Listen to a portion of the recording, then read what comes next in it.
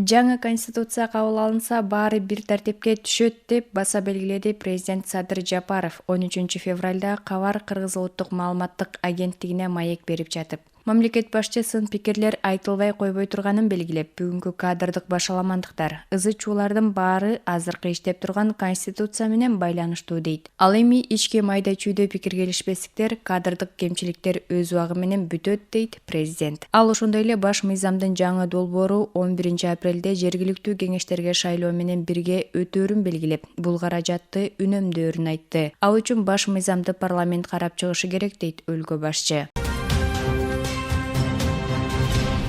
Президент Садыр Жапаров мындан сырткары дин иштери боюнча мамлекеттик комиссиянын мурдагы директору Акин Токтоналиевдин жана Кыргызстан мусулмандарынын дин башкармалыгынын айланасында түзүлгөн кырдаал мамлекеттик бажы кызматынын төрагасынын мурунку орун басары Райымбек Матраимовго карата чыккан соттун чечимине байланыштуу суроолорго жооп берди. Жогорку кеңеште баш мыйзамдын жаңы долбоору 17 февралда келип түшкөн сунуштарды эске алуу менен каралат. Эске салсак, конституциянын жаңы редакциясы парламент сайтында 9 февралда жарыяланып, коомдук талкууга чыгарылган. Жарандар өзүнүн сын пикир жана сунуштарын сайтта белгиленген номурга 9 мартка чейин билдирсе болот. 23 февраль Кыргызстанда эс алуу күнү. Бул туурасында Саламаттык сактоо жана социалдык өнүктүрүү министрлигинен билдирди. Бул күн жуманын шейшемби күнүнө туш келет. Белгилей кетсек, 23 февраль ата мекенди коргоо күнү.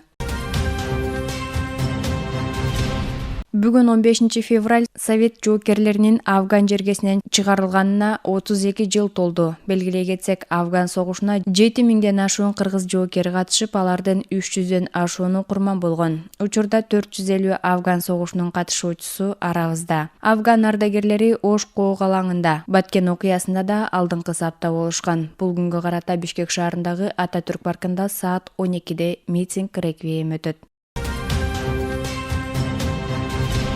Улуттук илимдер академиясы мамлекеттик жана саясий ишмер Жусуп Абдрахмановдун иш столун мамлекеттик тарых музейине өткөрүп берет. Улуттук илимдер академиясынын тарых, археология жана этнология институтунун директору Аблабек Асанканов белгилегендей, тарыхый мааниге ээ болгон Абдрахмановдун иш столу илимдер академиясында интеллигенция өкүлдөрүнө кызмат кылып келген. Эске салсак, президент Садыр Жапаров Жусуп Абдрахмановдун туулган күнүнүн 120 жылдыгын белгилөө жөнүндө жарлыкка кол койгон. Ага ылайык коомдук ишмердин 120 жылдыгы быйыл улуттук деңгээлде белгиленет.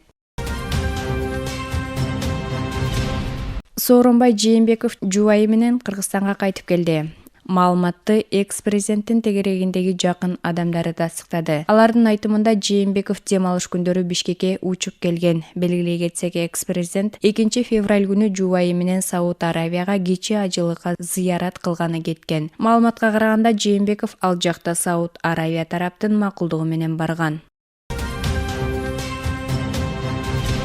Дастан Жумабеков Жээнбековдун кемчилиги кайрылууларга көңүл бурбай койгону дейт. Жогорку кеңештин экс-спикери депутат Дастан Жумабеков Супер КЖ видео порталындагы маегинде экс-президент Сооронбай Жээнбековдун башкаруусундагы кемчилиги катары анын коомчулукта айтылган кайрылууларга көңүл бурбай койгондугу болгон деп эсептейт. Адам баласы болгондон кийин кемчилиги болот, бирок мамлекетке кыянатчылык кылган жок. Балким коомчулукта айтылган кээ бир кайрылууларга көңүл бурбай койгону кемчилиги болушу мүмкүн дейт Жумабеков.